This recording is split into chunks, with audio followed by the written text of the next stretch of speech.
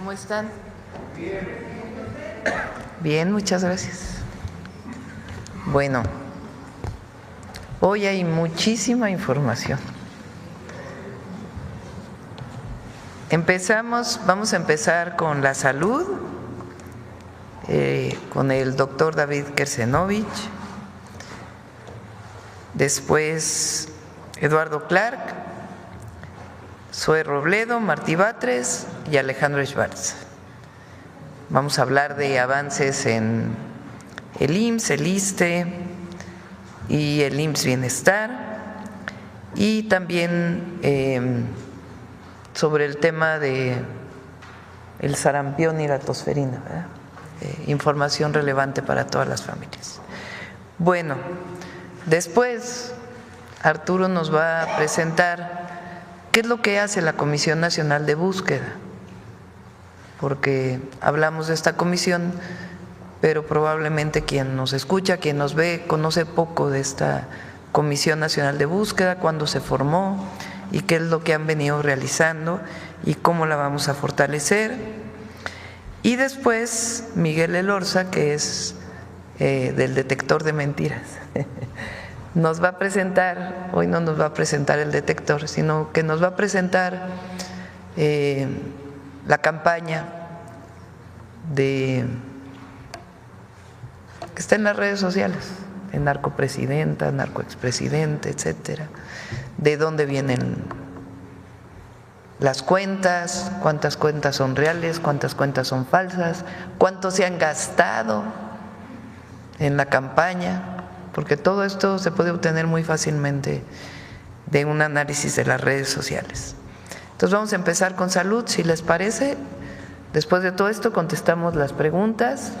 A las 10 de la mañana vamos a Pemex, hoy es 18 de marzo, aniversario de la expropiación petrolera, vamos a ir a Pemex a hacer esta conmemoración, este reconocimiento al general Lázaro Cárdenas. Adelante, secretario. Buenos días, presidenta. Buenos días a todos y todas. Vamos a presentar el panorama epidemiológico de sarampión y tosferina en el país. Me pasa la siguiente, por favor. El sarampión es una enfermedad febril que produce lesiones en la piel. Es uno de los virus que se disemina mucho más rápido, es altamente contagioso, pero es prevenible con la vacunación. Su transmisión empieza 4 días antes y 4 días después de que aparecen el exantema, la urticaria, y se transmite por gotitas suspendidas en el aire cuando una persona tose o estornuda, y tiene un periodo de incubación entre 7 y 21 días. Los síntomas es la aparición de las ronchas que empiezan en la cabeza, se distribuyen después al cuerpo, tienen fiebre, tienen conjuntivitis, congestión nasal y aparecen unas manchas en los labios, en la boca. Factores de riesgo para tener sarampión es no estar vacunado, las bajas coberturas de vacunación, viajar a países donde hay brotes, como por ejemplo actualmente en Estados Unidos, desnutrición o inmunocompromiso. Ese es el cuadro clínico de una persona que tiene sarampión. La siguiente, por favor. ¿Cuál es la situación actual en el país? En Chihuahua se han detectado 39 casos y en Oaxaca hemos detectado 4 casos. Todos ellos vinieron a partir de importación. Los casos de Chihuahua a través de Texas y el caso de Oaxaca, que después contaminó a otras 3 personas de alguien que había viajado a Lagos. En los casos de Chihuahua, el 100% de los casos no tienen antecedente vacunal, o sea, es gente que no se ha vacunado o que no se quiere vacunar. El 67% son hombres, 33% son mujeres, 56% de los casos están entre 5 y 9 años de edad.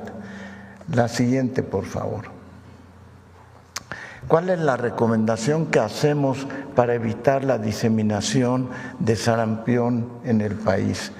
Estamos fortaleciendo el programa de vacunación a nivel nacional y les puedo comentar que se dispone con suficiente vacuna para cubrir todas las necesidades del país y por lo tanto la recomendación que haremos dentro de unos momentos es que se vacune las poblaciones en riesgo.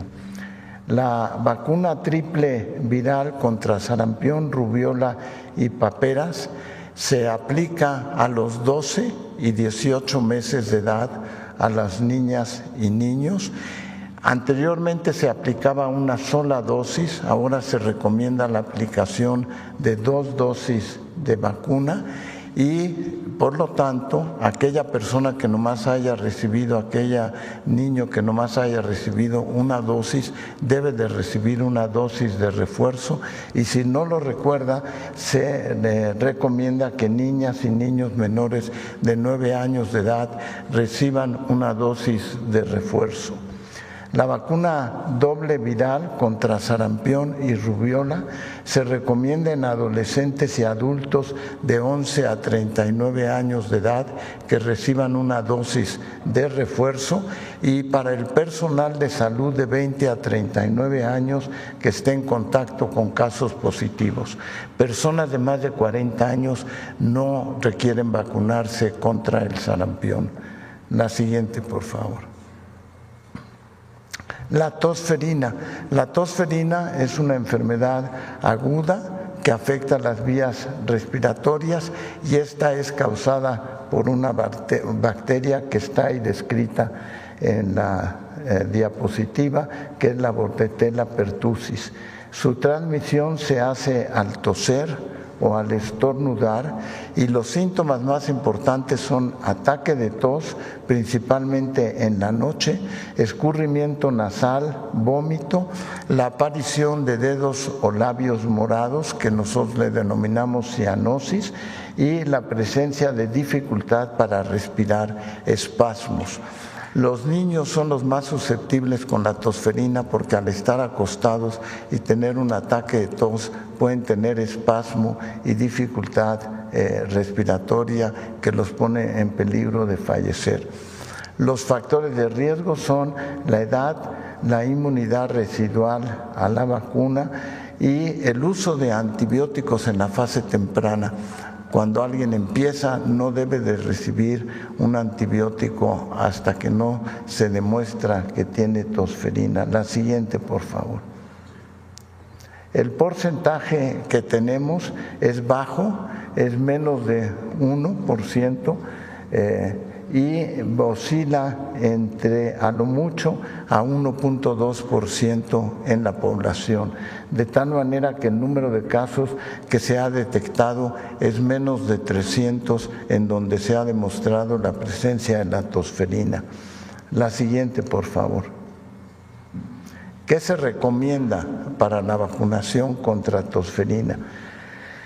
Las niñas y niños deben de recibir la vacuna hexavalente, que es a los 2, 4, 6 meses y posteriormente reciben su siguiente dosis a los 18 meses.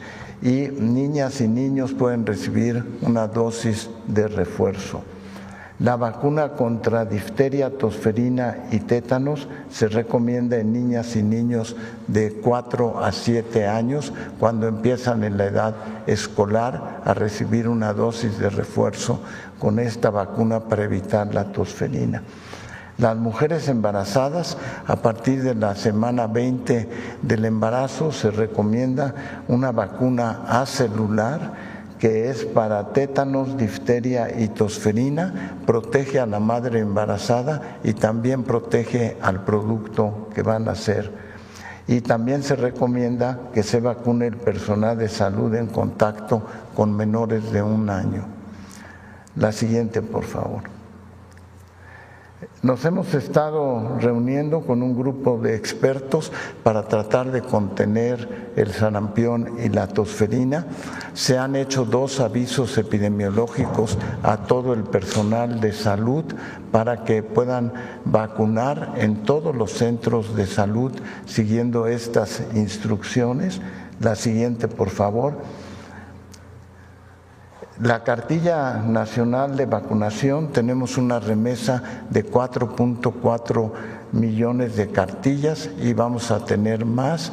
Y es muy importante resaltar la importancia que tiene conservar la cartilla de vacunación, porque con el paso de los años se pierde la memoria si se recibió 1 o 2 dosis, y por eso estamos recomendando la vacunación con un refuerzo. Y la siguiente, por favor, y última, es que estamos reanudando las semanas nacionales de vacunación. La próxima será del 26 de abril al 3 de mayo, donde vamos a aplicar 14 vacunas en la población en general. Con eso, la recomendación más importante ante este brote de sarampión y tosferina es estar pendiente de los síntomas, pero sobre todo tratar de que las poblaciones en riesgo se vacunen. Todos los centros comunitarios y los hospitales tienen vacuna disponible, así es que esa sería la recomendación. Muchas gracias.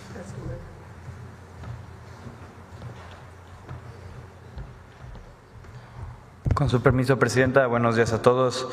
Les vamos a platicar cómo va el avance tanto de la compra y ya ahora sí del abasto y distribución de medicamentos e insumos para la salud del sector salud. Si me dan la siguiente, nada más para hacer un recuento, a la fecha se han adquirido 2.788 insumos para la salud, tipos de insumos para la salud que incluyen medicamentos, pruebas, reactivos, material de curación y otro tipo de dispositivos. Representan 4.7 mil millones de piezas que se han adquirido a un costo hasta ahora de 248 mil millones de pesos, que representan 30 mil millones de pesos de ahorro comparado a precios de referencia de años anteriores. Lo hemos hecho en 3 procesos, como ustedes saben: lo que se ha hecho en la licitación pública, lo que ha pasado a través de las mesas de negociación de fuente única y patente para los medicamentos de alto costo, así como las adjudicaciones a partir de las ofertas que se hicieron en la licitación, pero requirieron alguna corrección por parte del propio proveedor para ser declaradas solventes. Siguiente. ¿Qué es lo que ha pasado y cómo hemos venido desde estas adjudicaciones? Primero queremos compartirles cómo se consumen y usan insumos de la salud en todo el sector. Todo el sector en un mes normal gasta más o menos 215 millones de piezas de medicamentos, material de curación, reactivos, pruebas y otro tipo de dispositivos. El que más los usa es el IMSS, y luego tenemos instituciones como la Marina, los servicios de salud de Pemex, que gastan muchos menos insumos por su tamaño. Siguiente. A partir del 1 de marzo comenzamos a solicitar a los proveedores que fueron declarados como ganadores de las adjudicaciones y las licitaciones las piezas que requeríamos. ¿Por qué el 1 de marzo? Porque los contratos indicaban, para darles tiempo de producción, distribución, etcétera, que a partir del 1 de marzo el sector podía solicitar piezas. Entre enero y febrero estuvimos planeando exactamente qué requería el sector para, a partir de que inició el mes, se emitieron estas órdenes de suministro. En promedio estamos pidiendo en esta primera emisión, que va a ser de manera mensual, 1.5 meses de abasto, es decir, no solo lo que se consume en un mes, sino adicional para ir generando inventarios que puedan ser utilizados de manera más flexible en el tiempo. Esto que ven aquí es cuánto ha pedido cada una de las instituciones. El IMSS, que tenía cierto inventario más alto que el resto de las instituciones, pidió un poco más de un mes de abasto, 154 millones de piezas. En el IMSS Bienestar son 2 meses de abasto. En el ISSSTE también 2 meses de abasto. Los Institutos Nacionales de Salud casi 3 meses de abasto. Y Pemex, que apenas está iniciando con las solicitudes, ha pedido hasta ahora 1.5 millones de piezas, pero va a continuar pidiendo esta semana. Es decir, hemos solicitado 313 millones de piezas en esta primera orden de suministro que se hizo a los primeros proveedores. No significa que es la única. De manera recurrente continuamos avanzando en más órdenes de emisión, pero esta fue la primera que se ejecutó tan pronto comenzaron a surtir vigencia los contratos. Siguiente. ¿Y cómo se ve hoy? Bueno, al corte del día sábado estaremos haciendo un corte un poco más actualizado a partir de hoy, dado que fue puente para muchos de los proveedores y los compañeros que trabajan en los almacenes de las instituciones. Hasta ahora hemos recibido 74 millones de estas piezas. Este es el avance que tienen por institución. Lo que tenemos claro y lo que hemos visto con los proveedores es que entre este día 18, es decir, hoy, y las siguientes 2 semanas, podemos esperar la entrega ya en punto final de otras 239 millones de piezas. Y con eso esperamos, como hemos dicho desde hace algunos meses, comenzar a ver incrementos notables en todas las unidades médicas, en los hospitales, en las clínicas y en el resto de puntos del sector, donde la gente empiece a ver un mayor abasto y una mayor capacidad de dispensación de parte de los médicos y personal de la salud en general. Esto no termina aquí, esta es la primera orden de suministro, pero a partir ya de la apertura de los contratos estaremos pidiendo recurrentemente, de acuerdo a lo que cada unidad de atención y las áreas médicas determinen como lo necesario para continuar brindando los insumos que requieren las y los mexicanos. Sería ese el informe de cómo vamos en la distribución, Presidenta.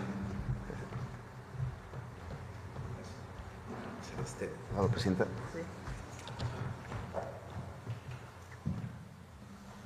Muchas gracias. Con su permiso, Presidenta, muy buenos días a todas y a todos. Como hemos estado informando aquí en la Conferencia del Pueblo, tenemos uno de los grandes retos, que es la contratación de médicas y médicos especialistas. Durante los años anteriores se empezó a formar más para que ya tuviéramos hoy la posibilidad de contratar más una vez que concluyen su formación en las residencias médicas estos profesionales de la salud. La siguiente, concluimos ya nuestro proceso de reclutamiento. De hecho, el pasado 16 de marzo iniciaron ya sus labores estas médicas y médicos y hay 4 datos históricos en el registro para el IMSS que no se habían alcanzado antes. Primero, de 9,423 médicas y médicos reclutados solamente en el proceso que conocemos como el draft, este proceso de reclutamiento que se llevó a cabo las semanas anteriores. Estos son 9,423 médicas y médicos que estaban vinculados a necesidades del propio instituto en turnos y en especialidades específicas. La siguiente, otro de los datos importantes es que se hizo una apertura también para la contratación de médicas y médicos que no necesariamente se hayan formado en el IMSS. El 67% sí lo hizo, 6,313 médicas y médicos vienen de residencias propias del IMSS, es decir, el IMSS forma y después contrata, y también hubo 3,110 de otras instituciones, institutos nacionales, del ISSSTE, de otras instituciones que tienen formación que fueron contratados. Y el otro dato también histórico es que en la contratación hubo más participación de mujeres que de hombres. Hubo 4,977 mujeres, es decir, el 53% de las nuevas médicas y médicos especialistas contratados en el IMSS son mujeres y 4,448 son hombres. Esto es importantísimo porque no solamente habla de una feminización de la profesión, generalmente hablamos de médicas y enfermeros y no decimos médicas y enfermeros, perdón, decimos médicos y enfermeras. Ahora esto está cambiando y nos da muchísimo gusto. La siguiente, por favor. Estas son las 70 disciplinas distintas que fueron contratadas. Esto también es un dato importante. Algunas de ellas había ocasiones que son de especialidad o subespecialidad que se quedaban sin contratación.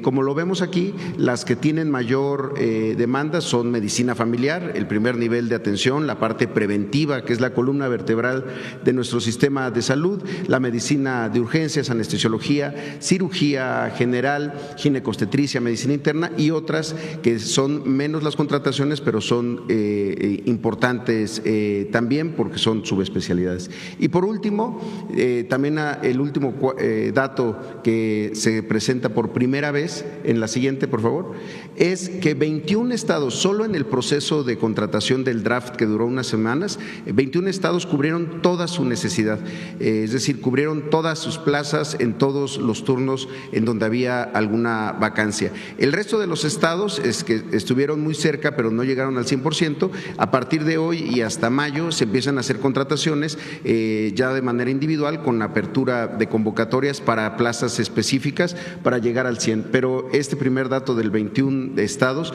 habla de una política consistente de formación para la posterior contratación. Entonces, este elemento que nos ha encargado mucho la presidenta Claudia Sheinbaum, que además de la apertura de nuevas instalaciones, la compra de equipos y demás, tengamos siempre la presencia del médico, la médica especialista en el turno en donde hay necesidad. Eso sería todo por nuestra cuenta, presidente. Gracias. Martí. Por acá. De acuerdo.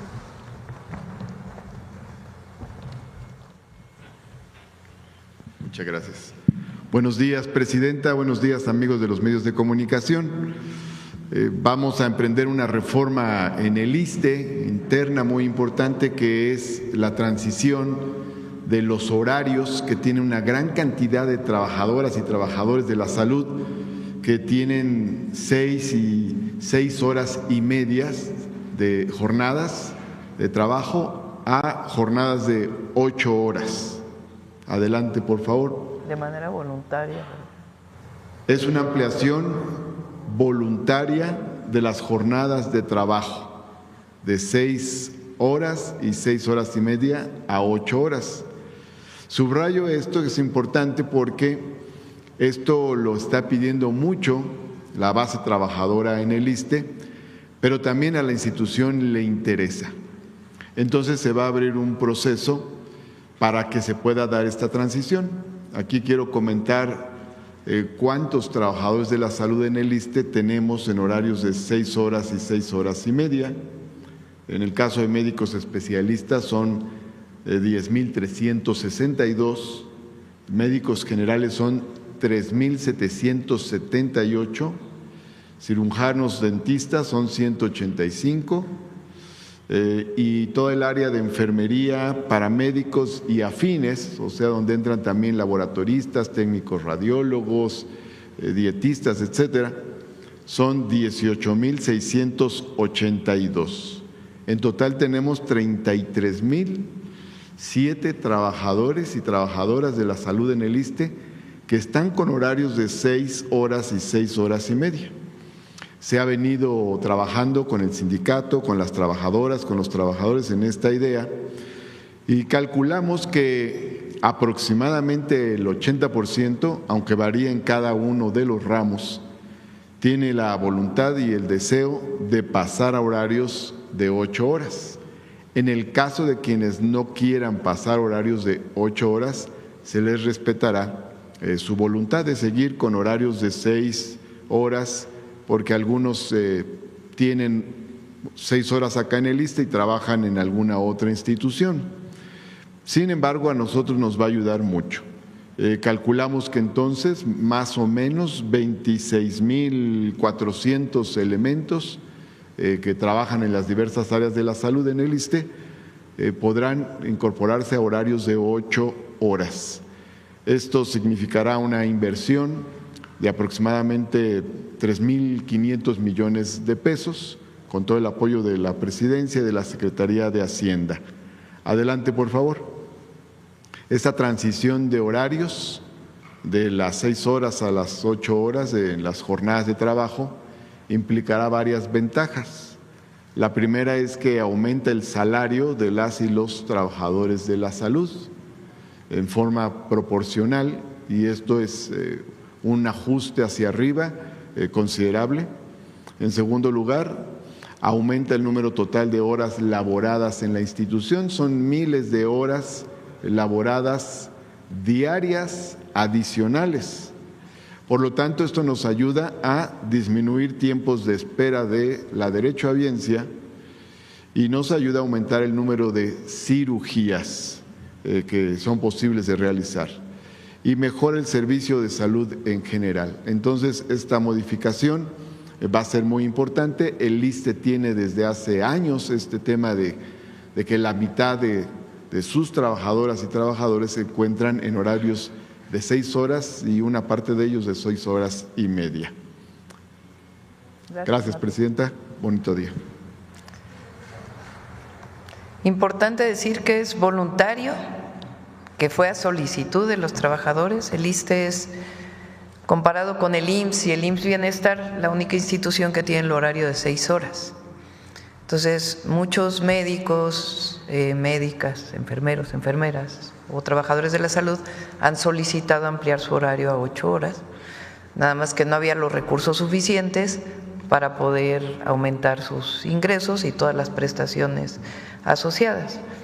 Ahora ya hay, porque recuerden que para el ISSSTE pues viene del fideicomiso de la Corte, de los fideicomisos de la Corte, que ya están por resolverse los amparos, entonces de ahí va a venir este recurso.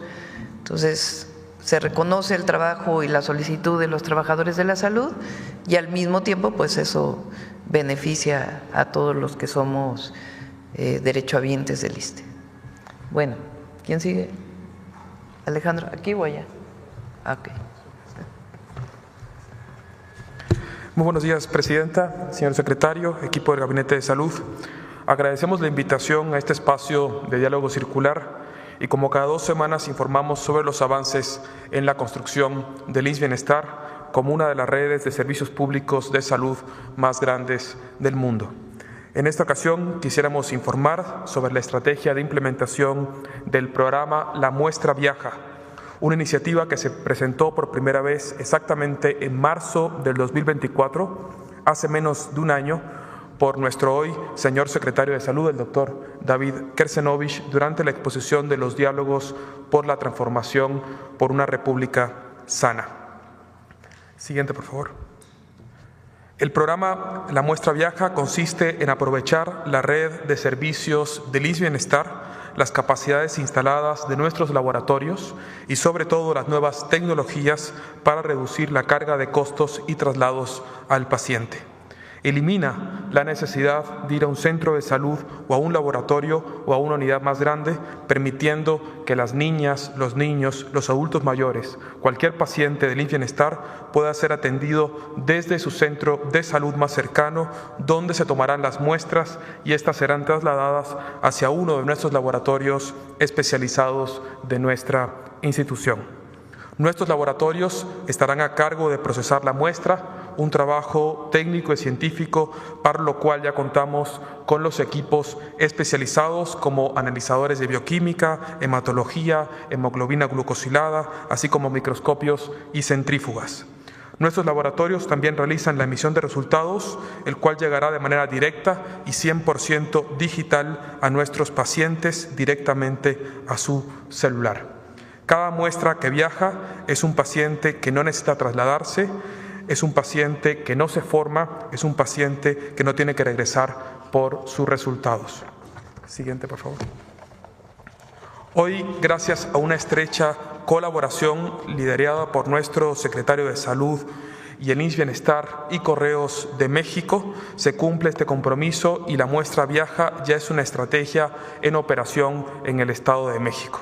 A través de 11 zonas de operación, las y los habitantes del Estado de México que acudan al IMSS Bienestar pueden beneficiarse de este programa. Esto quiere decir que quienes vivan en el municipio de Villa del Carbón ya no tendrán que trasladarse cerca de 2 horas, o incluso las personas que viven en Chimalhuacán ya no tendrán que ir hasta Ecatepec para realizarse estudios o recibir sus resultados. 606 centros de salud del IMSS Bienestar en el Estado de México se suman a esta estrategia y podrán tomar las pruebas de laboratorio ahí mismo, en su unidad del IMSS Bienestar más cercana. Ese mismo día serán trasladadas por Correos de México a uno de nuestros 11 laboratorios centrales de análisis clínico. Quiero aprovechar la oportunidad para agradecer el esfuerzo de Correos de México, que han desarrollado un protocolo 100% seguro a través de un embalaje especializado, motocicletas especiales, capacitación a su personal para hacer este proyecto una realidad. Agradezco a las más de 190 operadores de moto y a su directora, la maestra Violeta Abreu, que ha trabajado de la mano con el IMSS Bienestar para hacer las rutas y las cadenas de frío una realidad.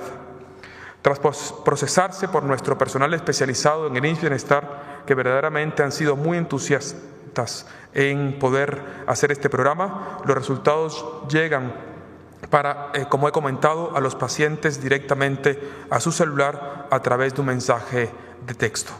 Presidenta, gracias al esfuerzo de cientos de personas, de nuestro secretario de Salud y de todo el equipo hoy presente, este programa ya es una realidad en el Estado de México y beneficia a más de 9 millones de personas sin seguridad social.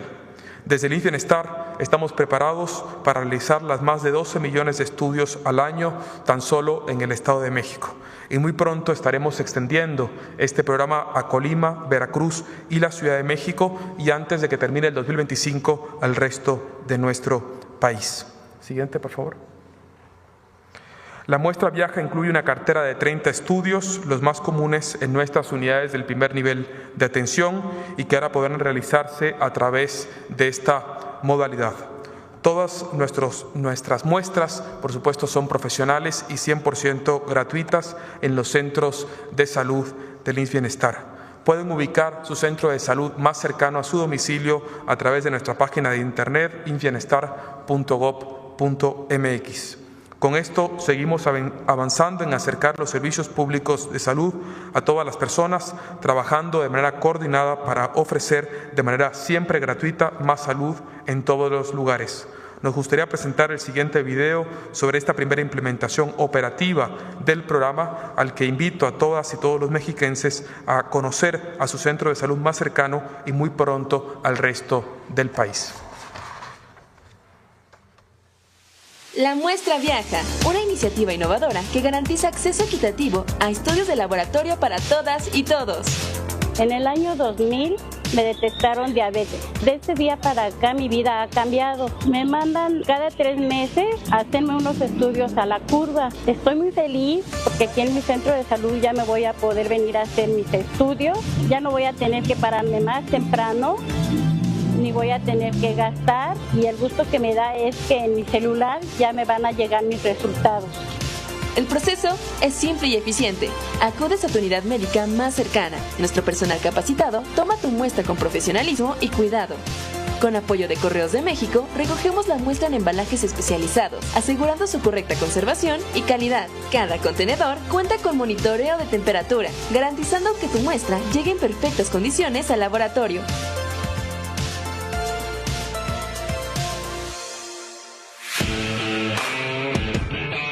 Las muestras viajan al laboratorio más cercano.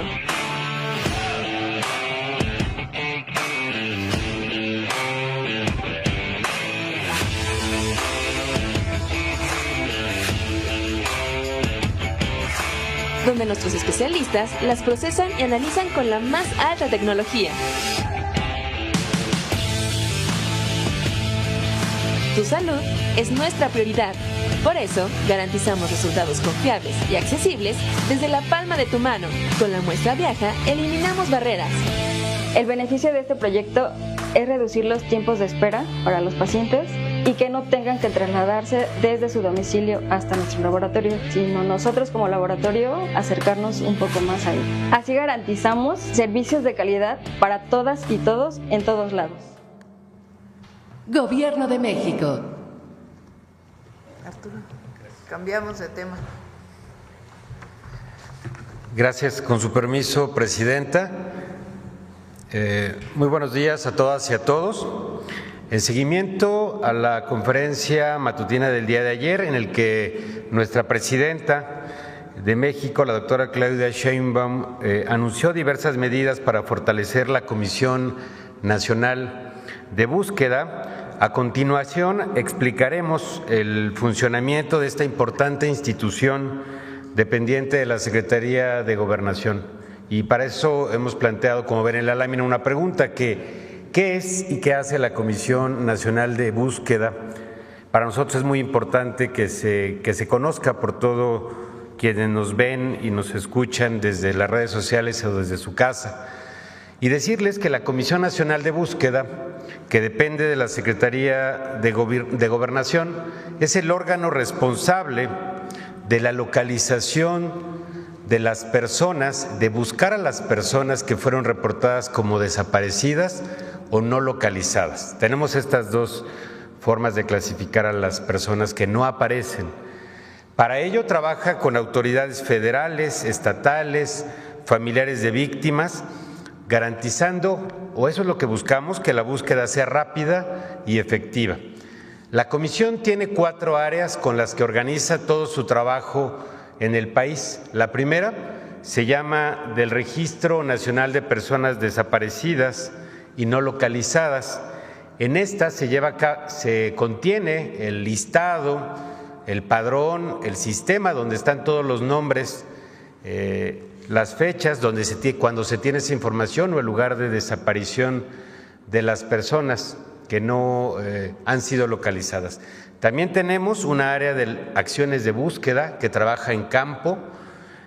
También tenemos un área del Centro Nacional de Identificación Humana, que es un área que se encarga de coordinar tareas con las Fiscalías General de la República y las Fiscalías locales en los procesos de identificación humana. Y también tenemos un área de vinculación y de políticas públicas responsable de establecer comunicación con los familiares de las víctimas. Adelante, por favor. Las principales funciones que tiene la Comisión Nacional de Búsqueda son, primero, llevar a cabo la búsqueda con autoridades locales y federales, y quizá esta es la más importante porque la prioridad siempre es encontrar a las personas desaparecidas. Para ello, revisa información en bases de datos de las distintas autoridades para tratar de localizar a las personas desaparecidas y no localizadas cuando éstas han realizado algún trámite posterior a la desaparición. También para tener algunos elementos como domicilios y otros indicios que nos permitan localizarlos. También hace análisis de contexto.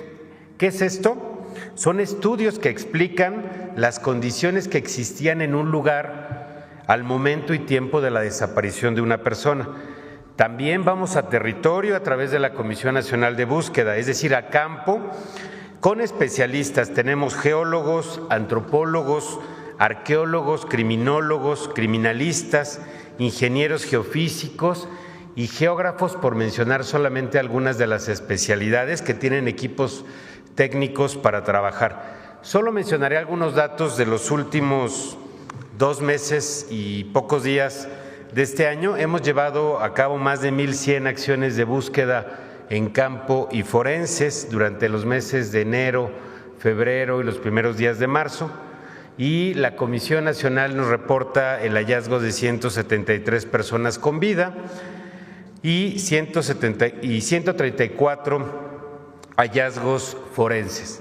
También queremos comentarles que la Comisión Nacional de Búsqueda maneja, como ya lo adelanté, el Registro Nacional de Personas Desaparecidas y No Localizadas, al que llamamos el REMPENDO, que es este documento que tiene todos los nombres y fechas de desaparición, y también supervisa el cumplimiento del protocolo homologado de búsqueda, que es la guía que nos permite buscar a las personas, el ABC de cómo tenemos que llevar a cabo las actividades, todas las dependencias del gobierno.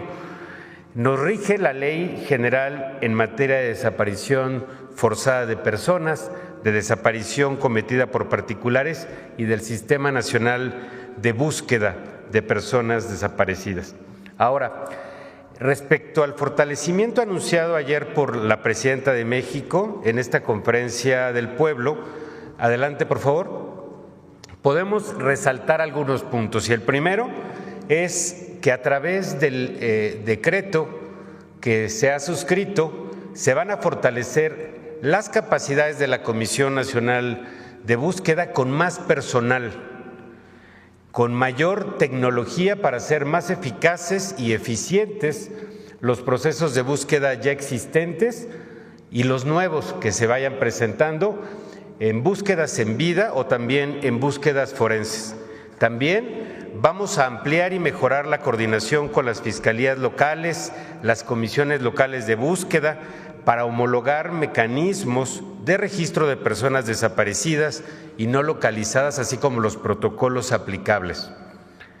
Con la Agencia de Transformación Digital y Telecomunicaciones, la interconexión de diversas bases de datos, ya se explicaba ayer, para hacer mucho más fácil el cruce de información y que podamos tener información en tiempo real de diversos elementos que ayudarán a construir procesos de búsqueda de forma inmediata con inteligencia y coordinación interinstitucional, tanto con fiscalías y procuradurías como con las comisiones locales de búsqueda. Adelante, por favor.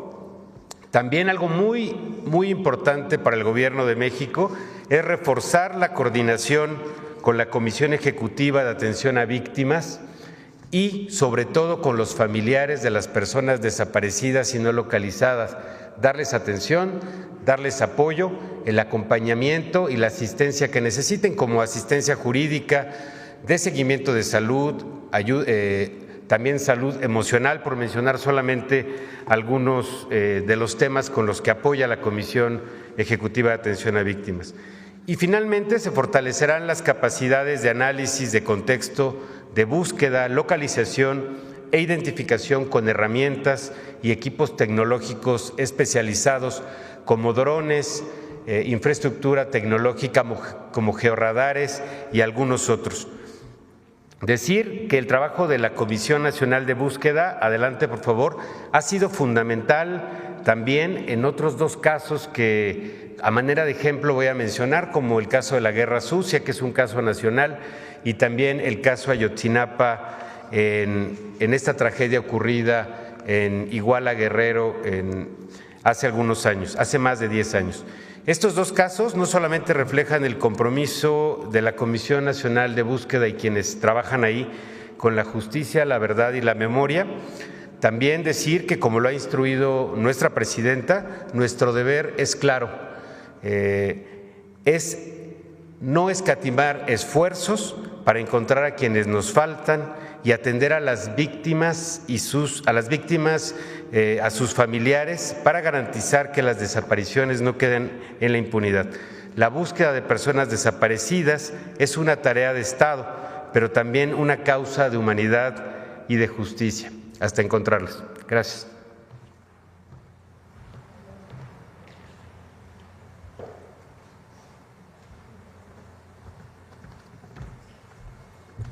Con su permiso, Presidenta. Buenos días a todas y todos. Hoy vamos a mostrar cómo en redes sociales, principalmente en X, antes Twitter, el tema del caso Teuchitlán ha sido manipulado con el uso de bots para generar una narrativa que en primera instancia, hay que decirlo, no es orgánica y persigue intoxicar la conversación, a su vez atacar a la presidenta y a su gobierno, así como al presidente López Obrador. A la siguiente, por favor. En la conversación digital en X, alrededor del tema Teuchitlán, se detecta, como ya se adelantó, una alta participación de cuentas tipo bots de la oposición. Vamos a ver por qué están relacionadas justamente con la oposición. Fueron detectadas 87,866 cuentas bots que han intervenido generando 973,500 publicaciones como retweets, posteos y respuestas a tweets. 48.26%, es decir, poco más de 4,400 cuentas participantes utilizaron hashtag a favor de la candidata del PRIAN en 2024. Y aquí comenzamos justamente a ver la relación. 59.2%, alrededor de 54,500 cuentas participantes utilizaron los hashtags de ataque contra el entonces presidente López Obrador y ahora contra la presidenta Claudia Sheinbaum, y estas cuentas participaron durante la campaña presidencial. Quiere decir que ya tienen varios meses operando. Además de las cuentas artificiales, al ataque se suman cuentas de la oposición nacionales y extranjeras, y estas se hacen más evidentes. Resulta interesante mencionar que si bien estas cuentas son de personajes conocidos, se identifican con la definición de la literatura de los estudios del mundo digital con lo que el concepto de troles, es decir, aquellas cuentas cuya finalidad principal es reventar conversaciones o disminuir el nivel de los debates.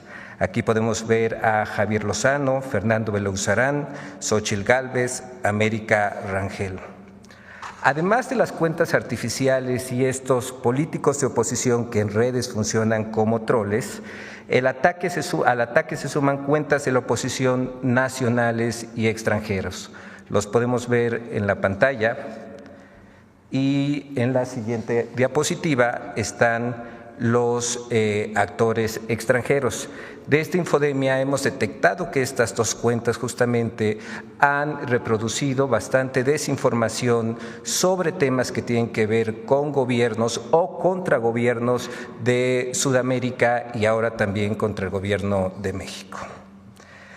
Tenemos que ver el antecedente de esta guerra sucia digital para poder relacionar cómo los que ahora atacan, los bots, las cuentas que son robots, atacaron durante la campaña y durante el gobierno del expresidente López Obrador.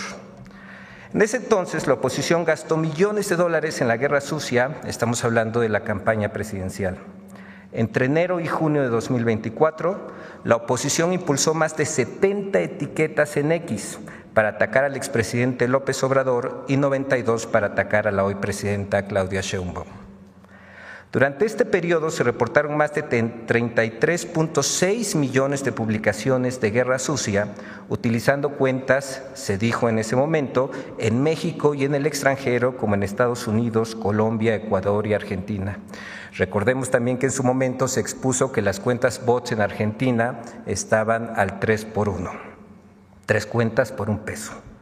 La operación de los ataques digitales sostenidos en la plataforma de X durante más de 130 días ininterrumpidos se estimaron por parte de diversos expertos en un gasto de al menos $20 millones en ese entonces. Esta cifra es muy importante, es mucho dinero gastado en una guerra sucia a través de redes sociales. Vamos a ver cómo la oposición ha intensificado la guerra sucia en estos últimos días. Entre el 12 y el 17 de marzo se detectó la activación de diversos hashtags, etiquetas, de ataque en contra del expresidente López Obrador, la presidenta Claudia Sheinbaum y el gobierno de México en la plataforma X. Narco expresidente AMLO, narco presidenta Claudia y luto nacional. Estas etiquetas se mantuvieron en tendencia nacional de forma sostenida gracias a una alta intervención de cuentas robots, es decir, no es orgánica, se pagó por esto, generando decenas de miles de publicaciones. Dentro de las cuentas impulsoras, además de aquellas que son cuentas bots, se ha detectado la participación de personajes políticos de la oposición. Veamos cómo funcionó el hashtag narcopresidente AMLO. En este hashtag suman 235.569 publicaciones realizadas, y ojo por favor aquí en el dato, por 33.593 cuentas tipos bots. 9 de cada 10 de estas cuentas que han participado en la conversación, en esta conversación de narcopresidente AMLO del 12 al 17 de marzo, coinciden con aquellas que han impulsado otras etiquetas de ataques en el pasado. Se activan para generar un ataque, se desactivan y luego se activan para generar otro ataque. 7 de cada 10 cuentas participantes, además, coinciden con aquellas que han publicado mensajes al favor del PRI y del PAN, del PRIAN. Vamos a ver las coincidencias de las cuentas en este diagrama. 33.593 cuentas que usaron el hashtag narcoexpresidente AMLO, en total, que son bots. El 92.31%, es decir, 31.011 cuentas bots, participaron en el ataque ahora utilizando el hashtag narcoexpresidente AMLO y participaron en el pasado. Hay una relación de 92.31%. Veamos las cuentas que coinciden con el apoyo al PRIAN. De 33.593 cuentas que usaron de nueva cuenta el hashtag narcoexpresidente AMLO, 72.71%, es decir, 24.427 cuentas, coinciden en al menos una etiqueta en apoyo al PRIAN. De nueva cuenta, queda explícito cómo se reactivan estas cuentas robots. Veamos ahora cómo se generó la etiqueta narcopresidenta Claudia. El hashtag narcopresidenta Claudia suma 127.461 publicaciones realizadas, ojo en este dato, por 25.774 cuentas tipo bots. 25.774 cuentas que no son personas, que no son usuarios de redes sociales, que son robots. 7 de cada 10 cuentas que han participado en la conversación coinciden con aquellas cuentas que han impulsado otras etiquetas de ataque en el pasado, sobre todo durante la campaña presidencial. 7 de cada 10 cuentas participantes coinciden con aquellas que han publicado mensajes a favor del PRIAN. Veamos aquí, son dos caminos. Por un lado, estas cuentas robots atacan en este caso, la presidenta, pero también apoyan al PRIAN. Veamos la coincidencia del ataque en el diagrama. De las 25.774 cuentas bots que utilizaron el hashtag narcopresidenta Claudia, el 71.3%, es decir, 18.377 cuentas, coinciden en al menos una etiqueta de erosión, como narcopresidente AMLO, narcocandidata, etc. Vamos a ver las coincidencias de cuentas en apoyo al PRIAN. De nueva cuenta, de las 25.774 cuentas bots que usaron el hashtag narcopresidenta Claudia, el 72.8%, es decir, 18.506 cuentas robots, coinciden en al menos una etiqueta de erosión. Estas cuentas promovieron etiquetas también a favor del PRIAN, como Xóchitl 2024, Xóchitl Gálvez presidenta, Xóchitl 24, etcétera. Veamos otro dato importante que muestra cómo no es orgánica esta conversación. El origen de las cuentas de ataque, el origen de estas cuentas robots.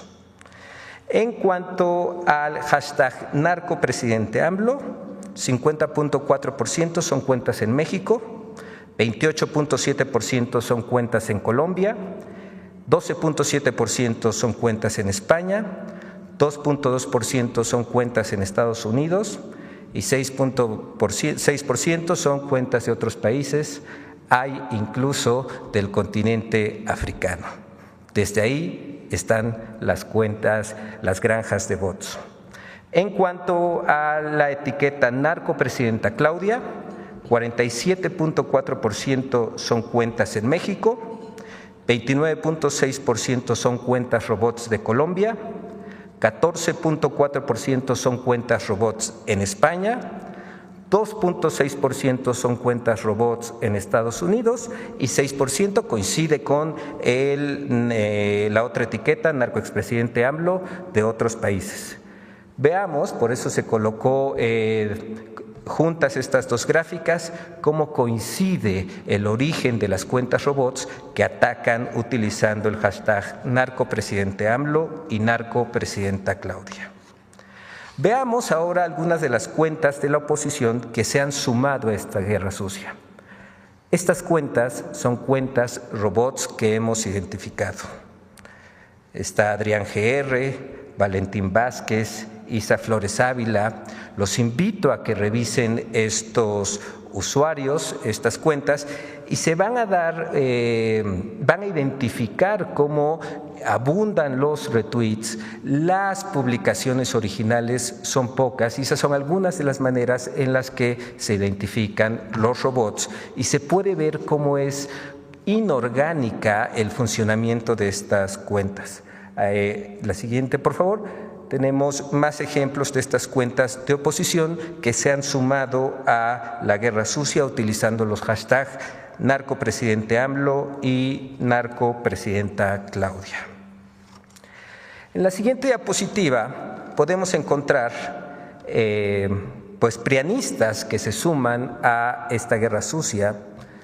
De nuevo menciono que estos usuarios, si bien son identificados, si bien tienen personalidad, si bien tienen una vida pública, en las redes sociales buscan provocar, interrumpir o empobrecer el nivel de las conversaciones o debates. Esto es justamente lo que la literatura del mundo digital, de los estudios de redes sociales, califican como un troll. Encontramos Mario de Constanzo, Marieto, Elena Chávez, de nueva cuenta, la invitación a que revisen estas cuentas y veamos cómo su actividad en las redes sociales, sus publicaciones tienen que ver con la provocación o el empobrecimiento de los debates, o como en este caso, lanzar campañas incluso sin sustento, con la verdad o sin relación con el mundo. Tenemos otros prianistas que se suman a la guerra sucia o personajes públicos, Laura Zapata, Javier Lozano, recordemos que estuvo en el gabinete de Felipe Calderón, Ricardo Alemán, entre otros. Y ahora vamos a una de las cosas más interesantes que tiene que ver con lo que se ha gastado. 20 millones de pesos gastados en esta campaña sucia en 4 días.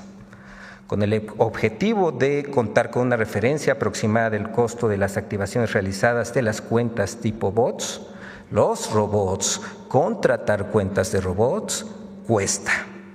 Considerando que en total se activaron 147.200 cuentas tipo bots, generando 1.366.530 menciones, manteniendo en promedio 2 etiquetas en tendencia nacional, durante 4 días en la plataforma X se calcula un gasto aproximado de al menos 20 millones de pesos. Y aquí la pregunta cabe, ¿quiénes tienen 20 millones de pesos para invertir en una campaña sucia? ¿A quiénes les interesa o no les molesta gastar este dinero en una campaña sucia? Hemos además localizado impulsores de la derecha extranjera que se suman al ataque, como les mencionaba al inicio. Muy rápido, son Agustín Antonetti, que como les mencionamos hemos detectado mentiras, y Eduardo Menoni. Y eso sería todo, presidente.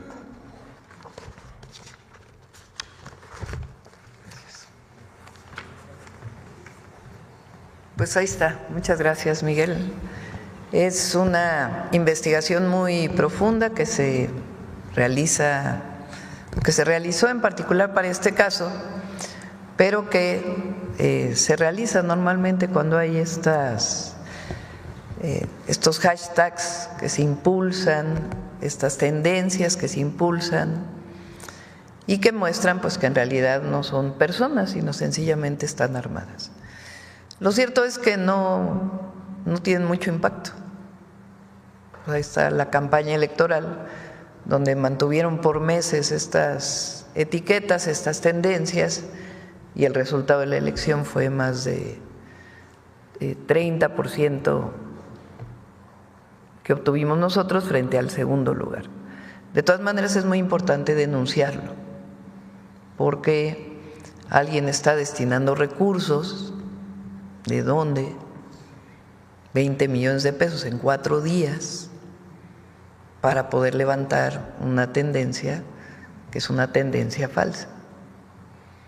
Entonces, esta es una parte de lo que vamos a presentar y vamos a seguir presentando estos temas. Bueno, adelante ahora sí, mucha información. Vamos, ¿quién nos quedó ayer? Acá. Gracias, buenos días, presidente. Citlali Guerrero, de Bajo Palabra. Preguntarle al secretario de Salud, ya mencionó que la jornada de vacunación se va a hacer en los centros de salud. Preguntarle si también tienen pensado poner puestos de salud en espacios públicos, en escuela, o como se hacía antes, hacer esta campaña de vacunación casa por casa. Sí, se han puesto centros especiales en los casos donde se han detectado brotes de sarampión, y entonces ahí se han puesto en cabezas municipales puestos de vacunación. También se está viendo la posibilidad de implementar puestos de vacunación en otras áreas, pero en este momento están donde han ocurrido brotes y en las cabezas municipales, además de los centros comunitarios. Gracias. Y preguntarle a Martí Batres, ¿qué va a pasar con el edificio que está actualmente el hospital del ISSSTE en Acapulco? Pues ya que en próximos meses se va a cambiar al nuevo hospital en el centro de convenciones, y de acuerdo al personal de difusión de su área, comentaron que están como haciendo nuevas contrataciones para el nuevo hospital. Preguntar en dónde pueden como checar estas convocatorias para nuevas contrataciones, o si hay un lugar específico que estén como citando para contratar a nuevos médicos en el nuevo hospital del ISSSTE en Acapulco. No, sí, todos van a tener sus médicos.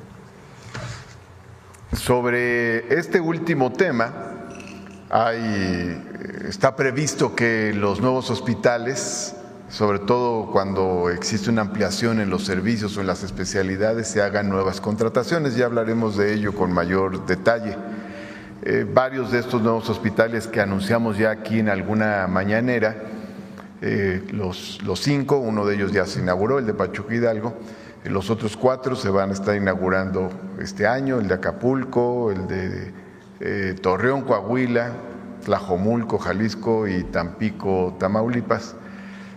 Esos son en su mayoría sustituciones de otros hospitales que ya estaban en muy mal estado, como en el caso de Guerrero, en Acapulco es una sustitución, el nuevo hospital está sustituyendo otro, pero el personal especializado adicional pues se contratará.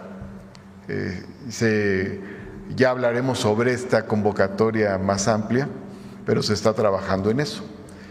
Y también vamos a ver qué sucede con los inmuebles. Los inmuebles pueden tener, digamos, un estado diferente. Algunos podrían seguir usándose, otros no, pero lo vamos a ver en cada caso y ya lo informaremos. Lo importante aquí es que el hospital que va a haber en Acapulco va a ser un hospital muy moderno, muy avanzado, de alta calidad al servicio de la gente y en un estado donde esto es urgente, es fundamental en Guerrero. Además va a ser en Acapulco y esto se va a sumar a toda la reconstrucción que se está dando en Acapulco. Va a ser un gran hospital. Muchas gracias. Presidenta, comentarle que el pasado lunes 10 de marzo el Consejo Consultivo Indígena Afromexicano de Guerrero tuvo una reunión con varios funcionarios de su gabinete, con SADER, con Gobernación, con Bienestar, en donde le enlistaron las afectaciones todavía que hay del huracán John en varios municipios de la Costa Chica de Guerrero. Entre ellos, pues en Copala hay 348 damnificados en viviendas que no recibieron el apoyo el pasado 1 de marzo, y hay 1,100 agricultores también que fueron afectados. Y sin censar, en San Marcos hay 1,350 damnificados en vivienda y agricultores, en Juchitán hay 900 damnificados, en Azoyú 248, en Tecuanapa 3,680, en Igualapa 150, en Ometepec 500 damnificados en vivienda y agricultores, en Las Vigas 1,200 en vivienda y 1,600 productores, en Cuautepec también, siendo un total de 12,000 familias afromexicanas afectadas en Costa Chica.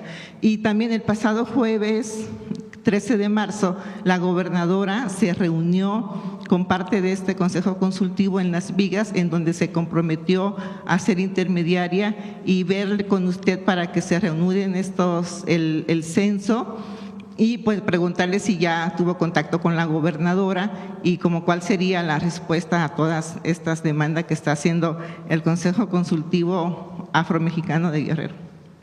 ¿De dónde vienen estos datos?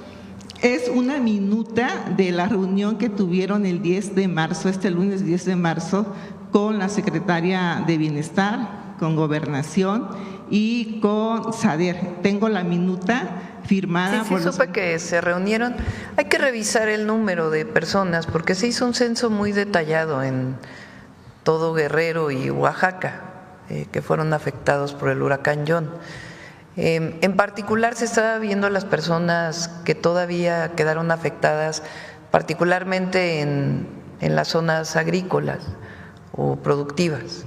Entonces ahí se estaba ya incluso apoyando, pero revisamos con gusto el número y la atención que se requiere. ¿Y se ha platicado con la gobernadora? Sí, hemos platicado con ella. Lo que pasa es que sí es importante hacer una revisión del número, porque sí se hizo un censo muy detallado. Entonces, pero se atiende de todas maneras pues como se está atendiendo en las reuniones. Gracias, presidenta. Y bueno, hay también pobladores de comunidades de los municipios de Coajinicuilapa y Huehuetán, también de Costa Chica de Guerrero, mediante una carta que hicieron llegar a este medio, solicitan su apoyo e intervención para liberación de sus pagos correspondientes a las afectaciones ocasionadas en árboles, corrales, cercas y tierras derivadas de la ampliación de la carretera Costa Chica que concluyó el año pasado con el entonces presidente Andrés Manuel López Obrador, quien se comprometió a pagarles pues por los derechos de vías con un monto de 150 millones de pesos. Habría que revisar cuántos realmente son, ¿no? Sí, porque sí hubo pago en su momento a las personas. Inclusive estuvimos ahí con el presidente en la gira de transición, estuvimos en Coajinicuilapa, tuvimos un evento ahí muy grande. Entonces hay que ver el número realmente de personas que… Hay una carta que le hicieron llegar, si igual no sé si habría… Sí, pero hay que revisar el número, porque sí hubo indemnización, entonces hay que revisar el número de personas y las personas que en todo caso no fueron resarcidas. Recuerden, para este caso siempre se tiene que demostrar la propiedad del predio, es una norma. Si no eres propietario del predio, pues difícilmente puede haber pago por derecho de vía, ¿no? Entonces, habría que ver en particular en este caso. ¿Cree que puede entregar la carta que le mandan? Sí, por supuesto, y se les atiende, sí. Pero sí es importante revisar realmente cuántas personas son. Gracias. Una última pregunta, presidenta.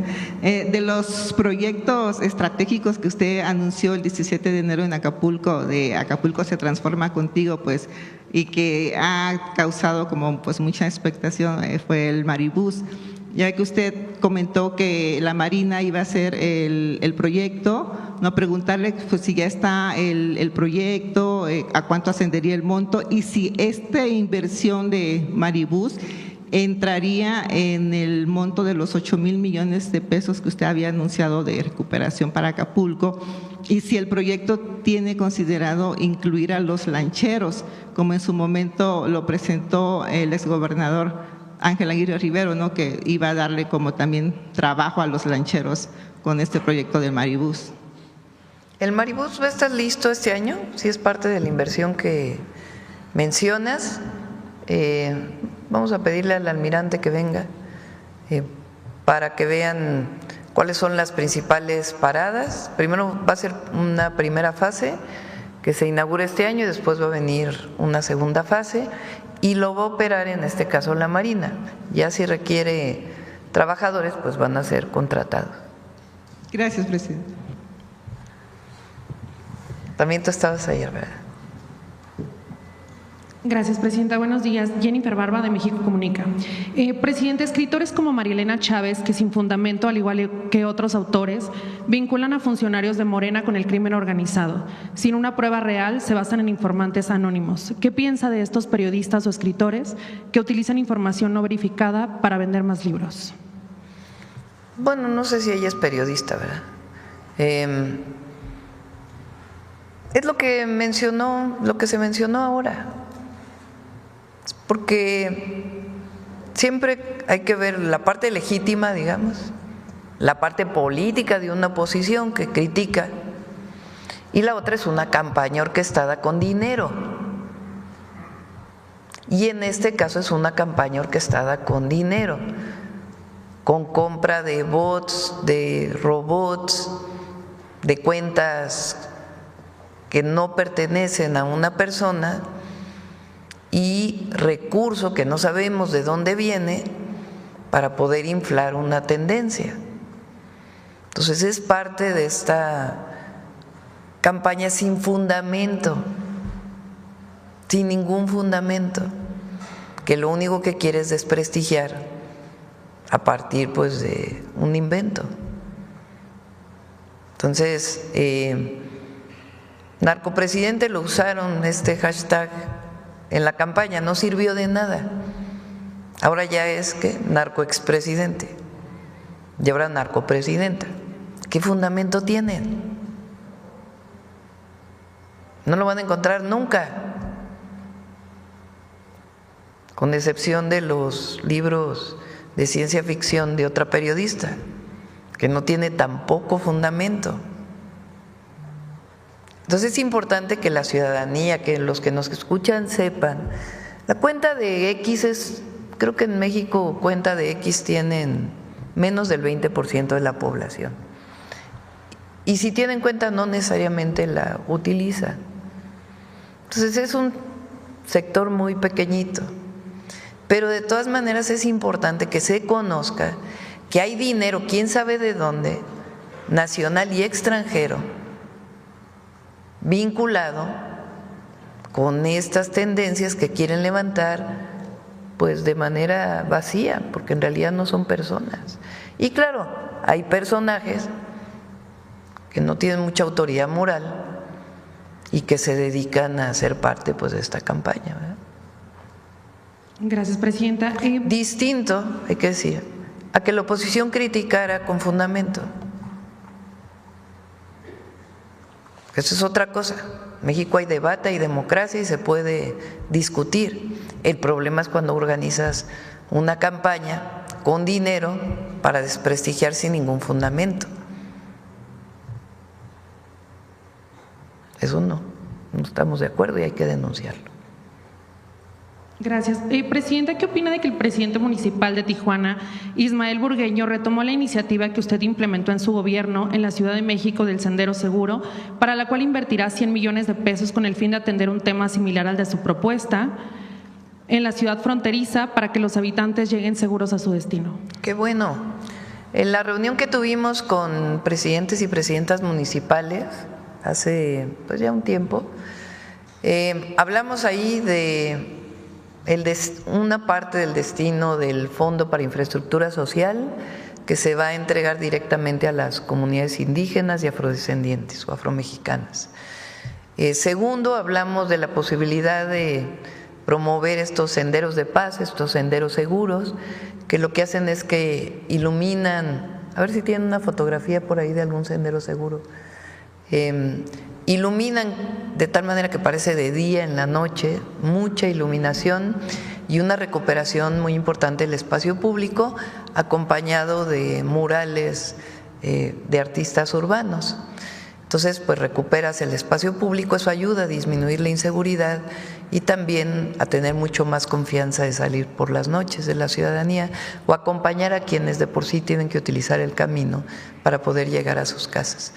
Entonces, una muy buena iniciativa, la hizo Clara Brugada en Iztapalapa, la hicimos nosotros en la ciudad, la hicieron varios alcaldes en la Ciudad de México y ahora pues está llegando a otros lugares de la República, que es muy bueno.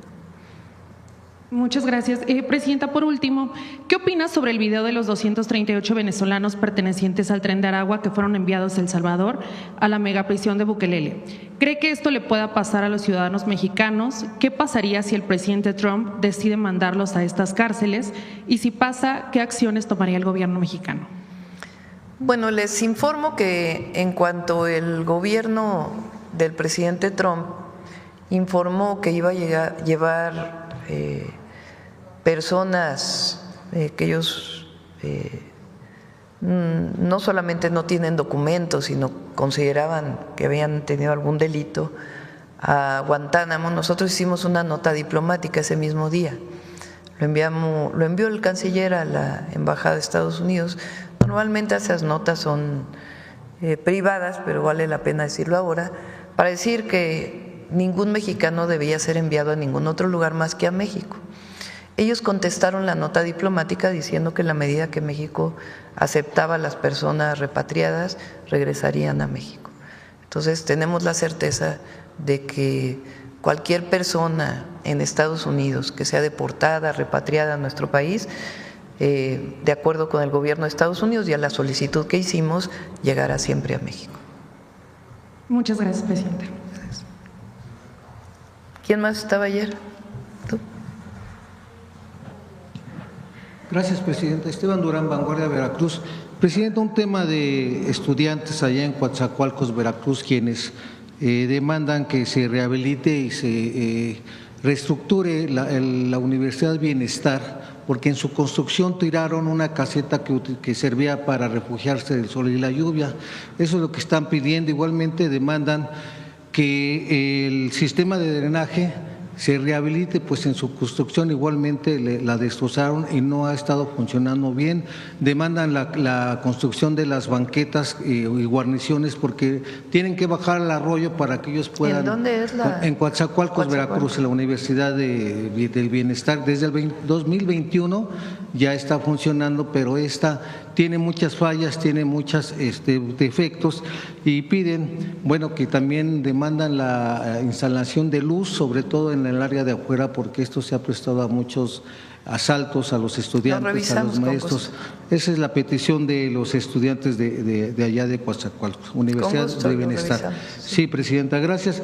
Y en otro tema sobre el ISSSTE, ¿qué pasó con las tiendas estas que ayudaban mucho a la economía de la familia? Sobre todo había una en Poza Rica y en otros municipios de Veracruz. Están haciendo muy buen trabajo ahí, Martí.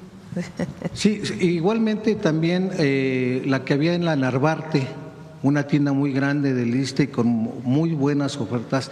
Señalan que esa desde hace mucho se cerró, inclusive se tenía el rumor de que se había vendido el terreno, pero que no se podía hacer porque este era un terreno cedido en el gobierno de Carlos Salinas de Gortari.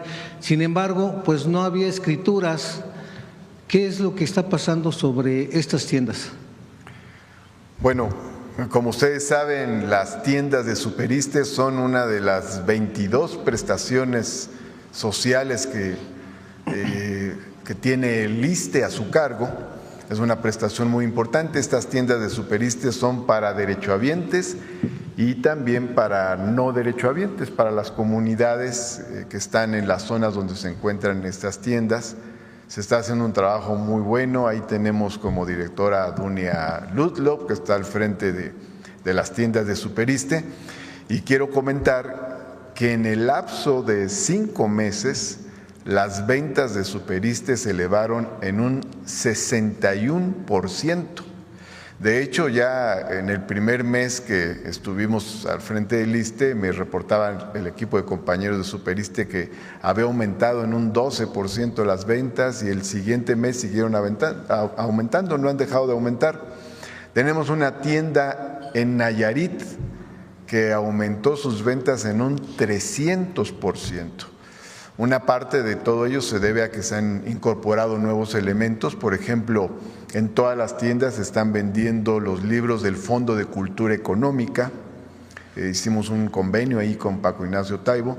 Se incorporaron también o se reincorporaron los productos perecederos.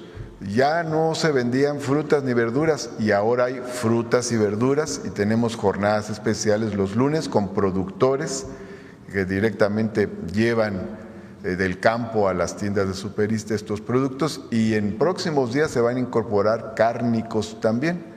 Y hay otros productos de productores mexicanos, estamos buscando mucho productores mexicanos, sobre todo en la actual coyuntura, a cooperativistas o empresas privadas y empresas públicas que lleven sus productos a Super-ISSSTE. Ahora bien, no existe un presupuesto especial para ensanchar todavía ampliamente. Lo que estamos haciendo es levantar lo que tenemos, es el primer paso y es la instrucción de la presidenta.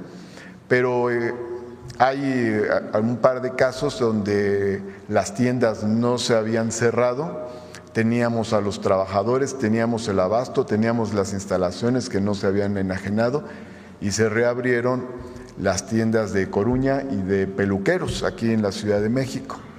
Y de todas maneras, bueno, vamos a seguir viendo todas las tiendas que se puedan levantar, que tengan las condiciones para echarlas adelante. En otros casos, esto ya no se puede hacer porque hay situaciones donde el terreno se enajenó ya desde antes de que empezara la administración, pero tuvimos un acuerdo muy importante en la Junta Directiva del ISSSTE a finales del año pasado para concluir los procesos de enajenación, así es de que ya no se va a vender ninguna tienda, ningún espacio de Superiste, sino que se va a buscar que ahí donde estén las condiciones dadas se va a impulsar esta importante prestación social. Sí, gracias. Otra pregunta, secretario, sobre la demanda que hay de derechohabientes del Hospital de Gineco-Obstetricia, el edificio que ya está abandonado desde hace años allí en Tlatelolco sobre Manuel González. ¿Se rehabilitará este edificio o ya quedará así?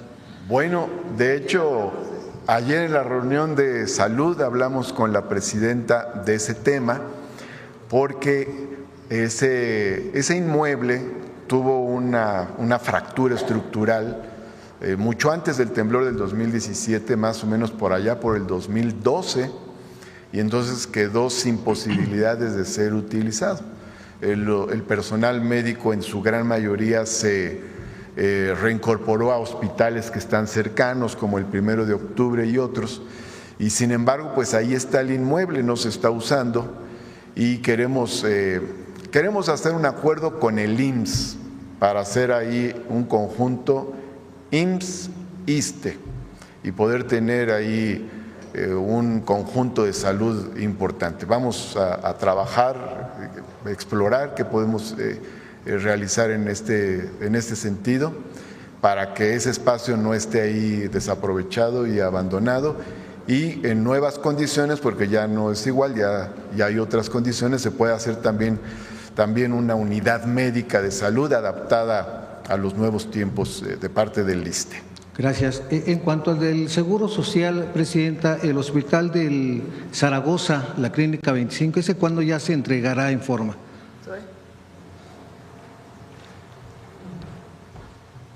Sí, muchas gracias. El hospital, la Clínica 25, allá en Calzada Zaragoza, en Iztapalapa, es uno de los proyectos más importantes que hemos hecho en los últimos años. Como ustedes saben, se dañó durante el sismo, no se hizo nada de los años siguientes, todo 2017, bueno, los meses 17 y el 18, y en 2019 encargamos la demolición. Primero fue todo el proceso de demolición, luego la construcción con Sedena. El hospital es una de las obras, dicho por los ingenieros militares, más complejas por la ubicación en la que está y por la necesidad, pues, de garantizar la seguridad. Ya está prácticamente concluida la parte civil, ya se tiene todo el equipamiento. Incluso durante este reclutamiento que acabamos de presentar se contrató personal adicional para el hospital, cerca de 50 médicas y médicos especialistas, porque si bien el personal está en varias otras clínicas, pues ha habido también jubilaciones en este periodo. La fecha que tenemos por parte de Sedena es para agosto, entrada en operación plena, y la verdad que va a ser de gran utilidad, pues, para toda la zona de Iztapalapa y también para una parte de NESA que se atiende allá en la 25. Gracias.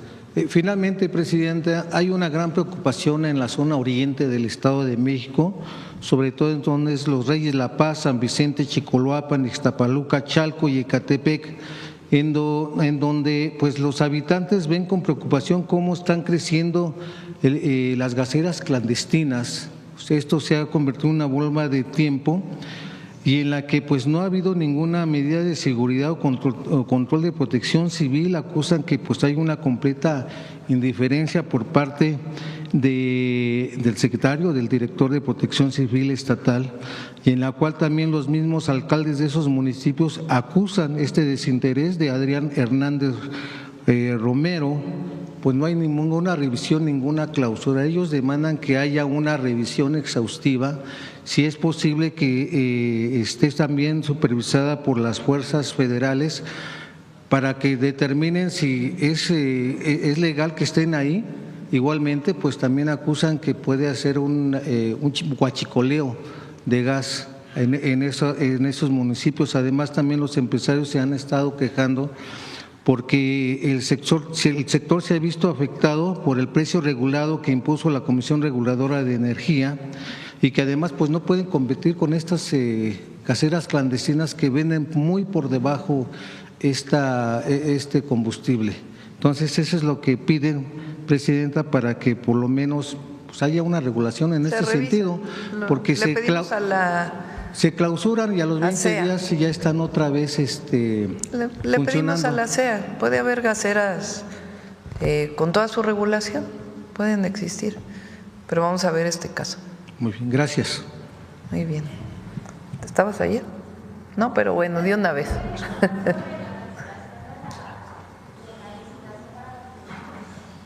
¿Perdón? Secretario Clark, ¿nos puede informar sobre la cancelación de la licitación de los medicamentos? Sí. No vino Raquel, ¿verdad? ¿Quieres informar? Ahorita vamos a la pregunta y ahorita informo. ¿Qué tal, Presidenta? Muy buenos días. Juan Fierro de tiempo.com.mx y Puente Libre MX de Ciudad Juárez. La primera pregunta es acerca de las redes sociales que son utilizadas de manera pues ya generalizada por la delincuencia. En este caso no contempla ya una regulación dentro de la presente sesión ordinaria del Congreso, pues que permita, en este caso, poner de alguna manera más estricta una regulación a las empresas, Facebook, Twitter, X, que pues permita de alguna otra manera poner freno a la utilización de las redes sociales por parte del crimen. Y pues bueno, ¿cuál en este caso sería la responsabilidad de estas empresas que finalmente dejan que esté sucediendo esto en sus comunidades? Siempre es complejo regular un medio de comunicación, una red social. Pero en efecto, pues sobre todo la investigación que tiene que realizarse a partir de un mal uso vinculado con la delincuencia. Vamos a revisarlo, a ver si es factible o no es factible. Repito, siempre el problema pues es vinculado con el tema de la censura, pero en efecto es un buen tema para debatir y lo revisamos. Gracias, Presidenta. La tendencia, bueno, en otro tema, la tendencia económica del mundo por la aplicación de aranceles en Estados Unidos lleva a una posible recesión, o al menos eso es lo que ya se ha anunciado de alguna otra manera por algunos economistas. En el caso de México, ya se plantea por parte de la Organización para la Cooperación y Desarrollo Económico, la OCDE, una posible reducción del 1.3% para el 2025 en México. ¿Qué panorama tienen ustedes frente a esta guerra comercial que se está viviendo en estos momentos en Estados Unidos y la Unión Europea y Asia? ¿Y qué estrategias extraordinarias, Presidenta, ya contemplan para evitar la reducción del PIB frente a este escenario? Y si, en este caso, dentro de estas medidas, la deuda es una posible salida frente a una posible recesión. Tenemos un plan que se llama el Plan México y estamos trabajando muy intensamente en él. Yo me reúno una vez a la semana para ver los avances. Hay una mesa de trabajo de diversas secretarías para poder agilizar cualquier trámite parado relacionado con alguna inversión. Está el objetivo de dejar de importar y producir en México a partir de distintos apoyos. Y por otro lado, pues hay que esperar al 2 de abril, ¿verdad? A ver cómo viene para México. Hay mucha comunicación entre el secretario Ebrard y el secretario Lutnick de Comercio de los Estados Unidos, entre la Secretaría de Hacienda y la Secretaría del Tesoro. Se está trabajando de manera importante, aunque hay que esperar pues a la decisión que venga por parte del gobierno de Estados Unidos. Y no pensamos, cuando fue la crisis de la pandemia, muchos países se endeudaron. La crisis económica derivada de la pandemia del COVID-19 o la caída del Producto Interno Bruto derivada del COVID-19, muchísimos países optaron por la deuda y todavía están viviendo las consecuencias de esa decisión que tomaron. Aquí el presidente López Obrador decidió no endeudarse, decidió disminuir todavía el gasto y con esos ahorros impulsar la economía desde abajo. Y ese es el proyecto que nosotros tenemos, además de fortalecer las inversiones en nuestro país. Entonces hay que esperar. No ayuda pues que estos organismos digan es que preveemos que a lo mejor es posible que haya una recesión. A lo mejor deberían decir, bueno, sugerimos que se haga esto y esto y esto y esto. Sería mejor que solamente pues estar con estas noticias que todavía no sabemos realmente.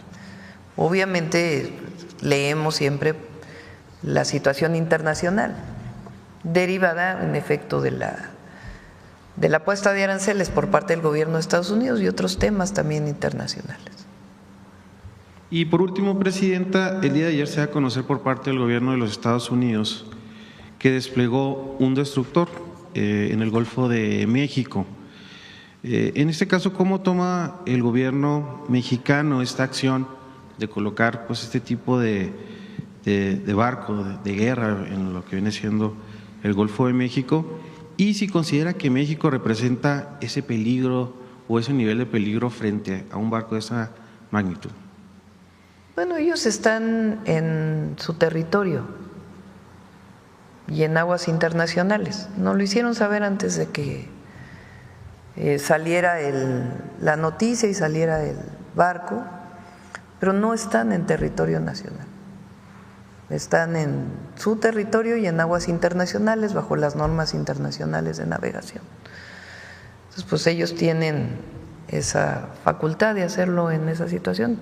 Mal sería que no nos hubieran informado o que llegaran a aguas nacionales, eso sí, pues no debe ser, ¿verdad?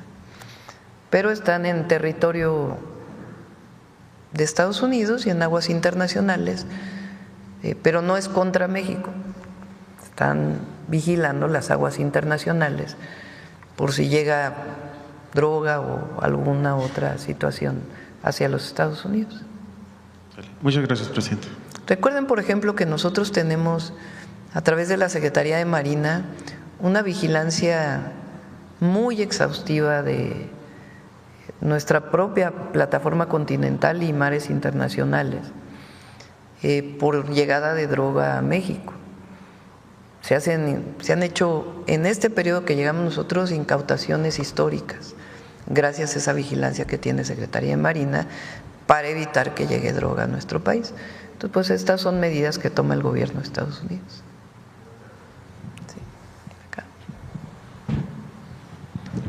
Gracias, Presidenta. Olga Ojeda Lajuz, corresponsal de Imagen del Golfo, de Imagen de Veracruz y Diario del Istmo. Presidenta, quisiéramos saber si es cierta la versión que se difundió en medios este lunes que apunta a conversaciones entre Pemex y el empresario Carlos Slim para realizar trabajos de aprovechamiento en dos de los yacimientos de crudo y gas natural más prometedores del país, entre ellos Ixachi, ubicado en Tierra Blanca, Veracruz. De ser verdad, ¿cuál sería la participación del empresario? Y bueno, y si se descarta este hecho, me gustaría saber cuál es la proyección que tienen en este campo, ¿no?, en cuanto a la producción nacional. Viene el trabajo de Ixachi, de la empresa, no sé si es Ideal o cuál de las empresas derivadas del Grupo Carso o filiales del Grupo Carso, viene desde antes, no es de ahora. Lo que estamos planteando nosotros con diversas empresas, y tiene que haber una revisión, es la posibilidad de hacer contratos mixtos, que ya también venía desde antes esa posibilidad, en la medida en que es parte de las nuevas leyes que ya se aprobaron. El porcentaje mayor, 90%, lo produce Pemex. Y hay un margen que viene de empresas privadas, que viene de la reforma del 2013, y un margen de contratos, en donde hay participación privada y pública. Ese margen de contratos privado y público ahora lo estamos haciendo más transparente en las nuevas leyes. Y ahí se plantea, por ejemplo, que si hay, lo explicó Víctor cuando vino aquí el director de Pemex, si hay la posibilidad de un contrato mixto, lo tiene que autorizar el Consejo de Administración, tiene que considerar en primer lugar el pago del derecho para el bienestar de petróleo, que es el 30%. Tiene que considerar los gastos de operación y después lo que queda se divide entre la ganancia del privado y la ganancia de Pemex. Ese es, digamos, el esquema de posibles contratos mixtos con Pemex. Están regulados, están planteados claramente y es un porcentaje de la producción. Entonces, en este caso sí se está viendo con las empresas del Grupo Slim, pero no tiene nada de malo, no hay nada que ocultar y se está revisando en el marco también de las nuevas leyes. Ah, perfecto. Sí. Solo queríamos confirmar. Y muchos de ellos vienen también de Isachi, por ejemplo, ya participaba sus empresas en la explotación del petróleo. Sí. Muy bien. Y en un tema más local, Presidenta, en el puerto de Veracruz hay el programa de vivienda, usted lo ha anunciado, está incluido Veracruz, pero nos gustaría saber qué pasa con las viviendas que ya se adquirieron previamente en los gobiernos neoliberales y que son fraccionamientos que todavía hoy en día siguen sin tener los servicios básicos o siguen pagando casas pues de muy mala calidad. Si tienen previsto. Sí, vamos a pedir la próxima vez que vengan los de vivienda que lo expliquen. Les adelanto, se está haciendo un censo. Recuerden que durante el periodo principalmente de Fox y de Calderón se construyeron muchísimas viviendas muy alejadas de los centros urbanos, muchos de ellos sin servicios, que en realidad representaban negocios inmobiliarios más que el acceso de la vivienda a la gente. Son parte también pues de todo lo que nos ha platicado Octavio Romero aquí. Muchas de esas viviendas están abandonadas. Se hablaba incluso de 600,000 viviendas abandonadas en el país, de viviendas que se hicieron con créditos Infonavit. Entonces, lo primero que estamos haciendo es un censo. Muchas de esas viviendas hoy están ocupadas por personas, ya sea que pagaron sus créditos o por otras personas que llegaron, digamos, sin permiso a ocupar estas viviendas. Lo cierto es que tenemos que resolver esa situación. Entonces, lo primero es hacer un censo y se está trabajando un esquema de que las personas que viven ahí tienen que ser legítimos, no tiene que haber delincuencia obviamente en ese sitio, puedan adquirir esa vivienda a través de una desincorporación del Infonavit. Primero, que nadie esté pagando esa vivienda. Segundo, que se desincorpore del Infonavit y que pueda ser recuperado por la Comisión Nacional de Vivienda para que las personas que ya la habitan las puedan adquirir a muy bajo precio y obviamente resolviendo todos los problemas de servicios junto con los municipios, o ver de qué manera se pueden ocupar esas viviendas con un esquema distinto. Entonces se está trabajando en un plan y aquí ya lo presentamos cuando pues lo tengamos totalmente acabado. Por lo pronto se está realizando el censo de todas esas viviendas. Perfecto, muchas gracias. Y ya como último, me gustaría comentarle, bueno, que ya hace 8 años en el puerto de Veracruz se cerró el Baluarte de Santiago, un museo muy importante para la región. Y bueno, fue cerrado y se supone que era temporalmente para realizar trabajos de remodelación. Sin embargo, hasta antes de eso el inmueble existía como museo de sitio, pues era muy importante de las joyas de Veracruz para el turismo. Quisiéramos saber qué conocimiento tiene del tema, si se va a reabrir o que si puede intervenir para que se vuelva a abrir pues, monumento histórico, ¿no? Museo histórico de Veracruz. Lo revisamos con Rocío Nale, con gusto. Gracias. Bueno, a ver, enséñenme el Sendero Seguro, a ver si tienen algunos.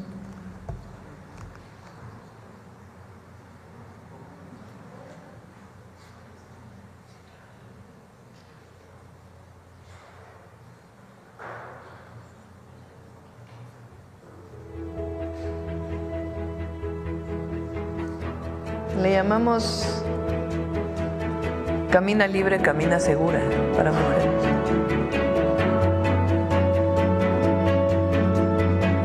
Cesantes.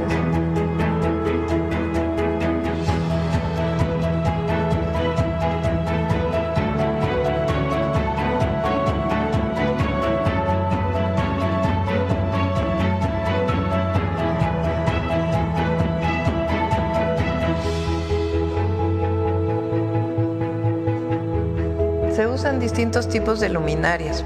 Por ejemplo, después se pusieron muchas de las luminarias que ahora no sé si han visto, puso Clara aquí sobre Calzada de Tlalpan, que las usó mucho en Iztapalapa, que son de estos tubos, tipo cerillo exactamente, que iluminan 360.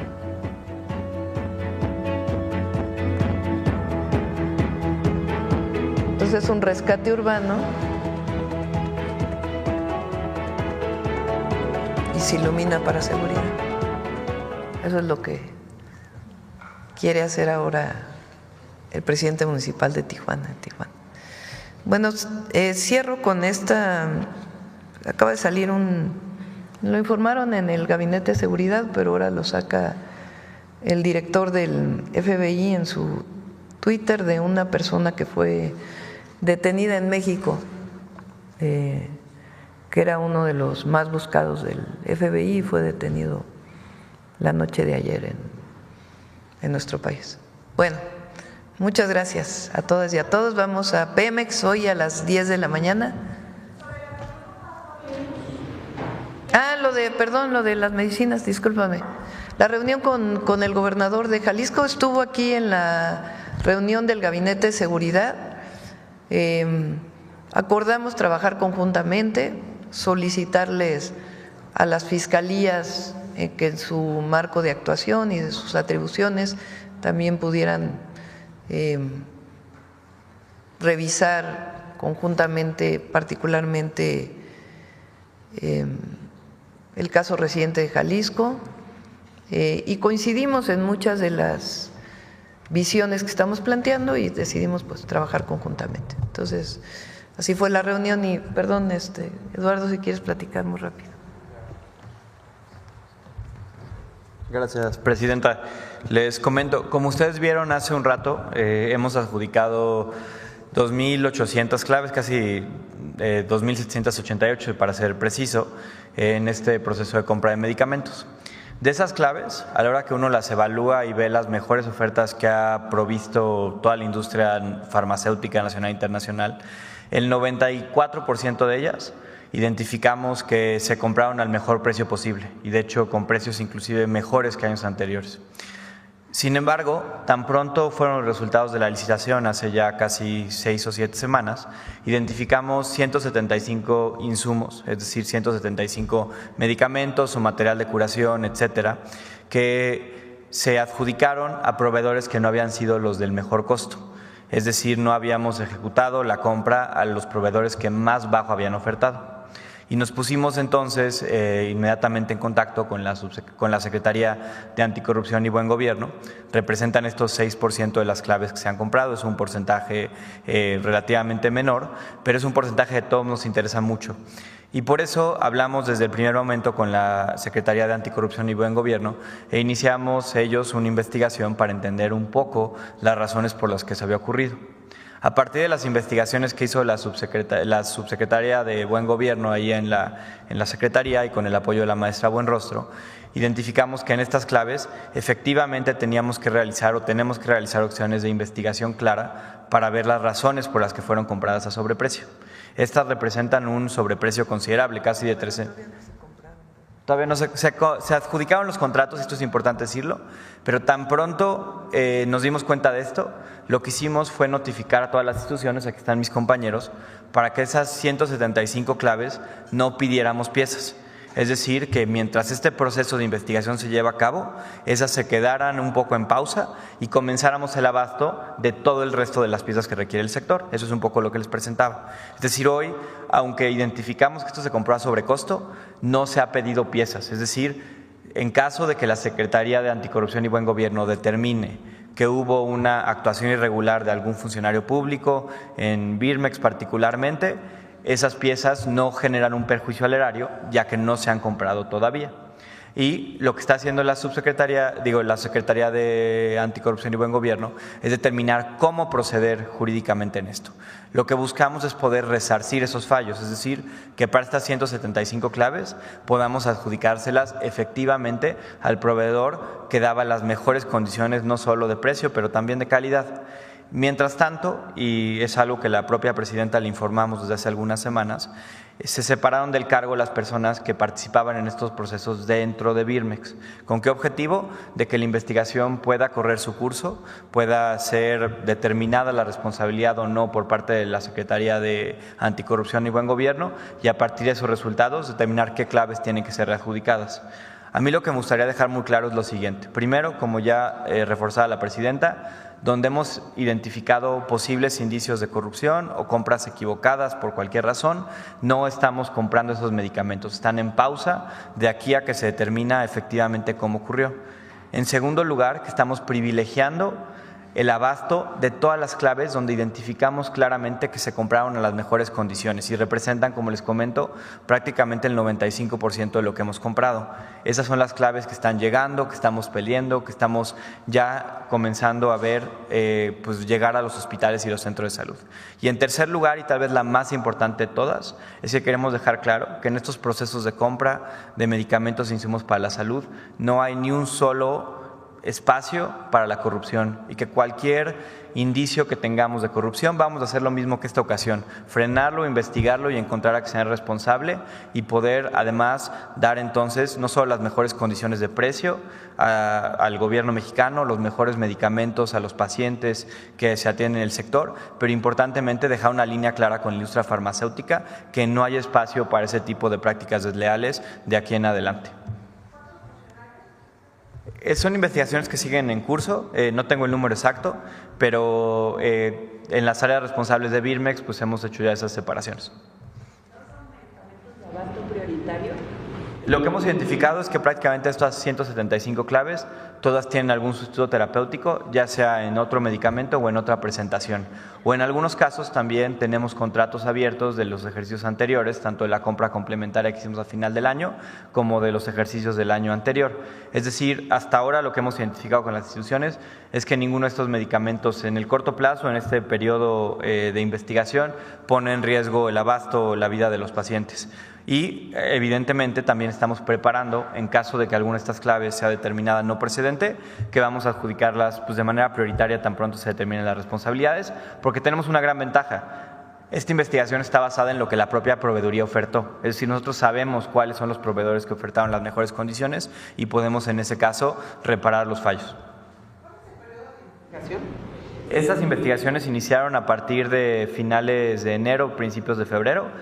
Son investigaciones que no solo se derivan de lo que vimos nosotros en precios, sino también de las inconformidades que varias industrias o compañías farmacéuticas pusieron, que decían, oye, yo oferté a tal precio y lo ganó alguien a otro precio mucho más alto. Y a partir de esas dos cosas, la Subsecretaría de Anticorrupción y Buen Gobierno inició esta investigación de oficio. Lo que ustedes vieron la semana pasada es algo que ocurre en todas las investigaciones, procedentes o no, resultado de una inconformidad de un proveedor o participante de una licitación, que es la Secretaría de Anticorrupción y Buen Gobierno, solicitando la opinión o el derecho a réplica de las posibles personas afectadas por este proceso. Sin embargo, se notificó a todo el mundo porque es una licitación muy grande. Aunque fueran un número de claves, se le tiene que notificar a todos los participantes. Subsecretaria.